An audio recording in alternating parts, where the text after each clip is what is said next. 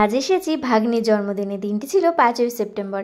ভেবেছিলাম একটু তাড়াতাড়ি আসবো, কিন্তু আর আসা হয়নি। ওই সন্ধ্যায় এসে দেখি রান্নাবান্না প্রায় কমপ্লিট। আর এই যে এদিকে গুডলি আর মিমি ওরা দুজন মিলে এদিকে বার্থডে ডেকোরেশন করেছিল। এই যে যার বার্থডে সেই কিন্তু ডেকোরেশন করছে। সন্ধ্যা থেকে বসে বসে ওরা এত বেলুন ফুলিয়েছে, বিছানায় সারা ঘরে পুরো বেলুন ছড়িয়ে রেখেছে। জানি না এত বেলুন ওরা কোথায় লাগাবে। যেহেতু সারা ঘরে বেলুন ছড়ানো, ওরা ফ্যানও চালাতে পারছে না, গরমে ওদের পুরো খারাপ অবস্থা হয়ে গেছে।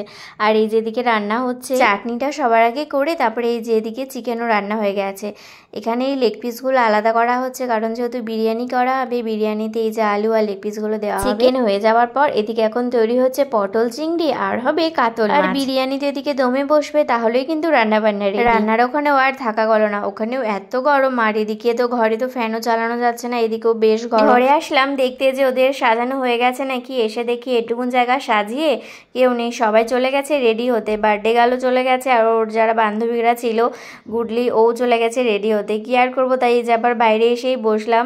এখানে এই যে আমি একটু নাড়ানাড়ি করছিলাম। এই যে পটল চিংড়ি তৈরি হচ্ছে এখন, আর ওদিকে বিরিয়ানি দমে বসবে, তার জন্য সব কিছু কিন্তু এই যে রেডি করা হচ্ছে। আমি ঘরের থেকে এসে দেখি বিরিয়ানি এই যে রেডি হয়ে গেছে। এত বড় না হাঁড়ি ছিল না, তাই এই কড়াইয়ের মধ্যেই বিরিয়ানি এই যে দমে বসবে। ওভেনে ওদিকে জল ফুটতে বসিয়ে দেওয়া হয়েছে গামলাতে। এই কড়াইটা জাস্ট ঢেকে উপর দিয়ে বসিয়ে দেওয়া হবে। রান্নাবান্না কিন্তু সব কমপ্লিট হয়ে গেছে। আর এদিকে সবাই একে একে আসতেও শুরু করেছে। 9টার মতো বেজে গেছে। এই যে আমাদের মিঠি রানী রেডি হয়ে চলে এসেছে। আর এই যে বার্থডে গার্ল ও কিন্তু রেডি, এই যে কেক কাটবে, তার জন্য এই যে টেবিলটা প্রায় সাজানো হচ্ছে, সাদা কাপড়টা পাতা হয়েছে। এত কিছু আনা হয়েছে, কিন্তু একটু গোলাপ ফুলের পাপড়িটাই আনা হয়নি, তার জন্য টেবিলটা কেমন ফাঁকা ফাঁকা লাগছে। যাই হোক, কি আর করা যাবে, গোলাপের পাপড়ি থাকলে কিন্তু বেশ সুন্দর হতো। আরও বার্থডেতে আজকে যা যা রান্না হয়েছিল সবই কিন্তু এখানে দিয়েছে। তারপরে এই যে কেক, আশীর্বাদ করার জন্য ধান দুব্য, পায়েস সবই কিন্তু রেডি। কেকটা কিন্তু খুব সুন্দর, কেকটা যে বানিয়েছি খুব কিন্তু সুন্দর করে বানিয়েছি। আর এই যে এখন এই যে ফটো সেশন চলছিল। বার্থডে গালাতে এদিকে ছবি তোলা শেষ হচ্ছে না। আর এই যে আমাদের গুড্ডু দাঁড়িয়ে দাঁড়িয়ে ভাবছে কখন কেকটা কাটা হবে, কখন আর আমি খাবো। ওর প্রথম থেকেই খালি কথা, গোল গোল বলগুলো কিন্তু আমার লাগবে। সবাই কিন্তু মোটামুটি চলেই এসেছে। মিমির থালাটা কিন্তু বেশ সুন্দর করে সাজিয়ে দিয়েছে, না টেবিলটাও বেশ ভালো লাগছে। বার্থডে কার্ড তোমরা দেখে বুঝতেই পারবে না। মিমির মা একটু বাইরে গিয়েছিল, এই যে চলে এসেছে। এখন এই যে কেক কাটা হবে। ওই যে দেখো ও ছুরি দিতে যাচ্ছে না, যে কেক কাটবে।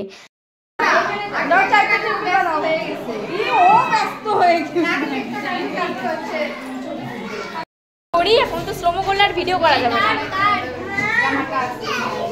Happy birthday to you, happy birthday to you, happy birthday dear Mimi, happy birthday to you.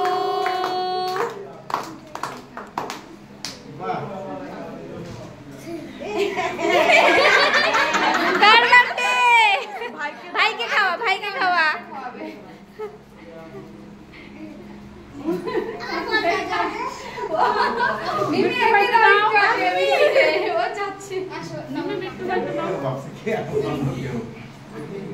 মিঠিকে দাও,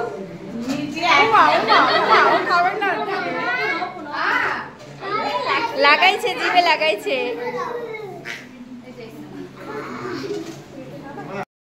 অনেক সময় ওই যা তুই একটু ওকে খাওয়াই দে।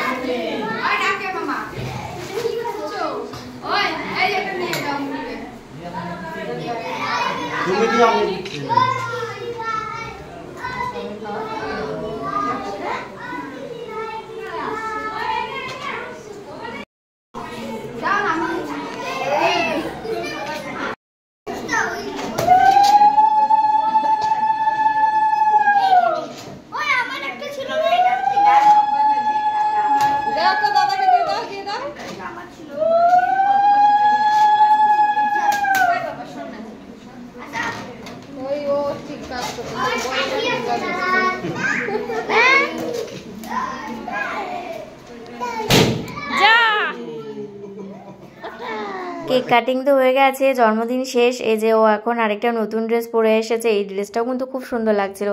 আর এদিকে এই যে খাওয়া দাওয়া হচ্ছে, সবারই কিন্তু খাওয়া দাওয়া হয়ে গেছে। এই যে একদম লাস্ট ব্যাচ, এই যে ওরা খেতে বসেছে। ওরা খাওয়া দাওয়া হয়ে উঠলে আমরাও কিন্তু খেয়ে নেব। আজকের এই ভিডিওটি তাহলে এখানে শেষ করছি। Thank you for watching, bye by.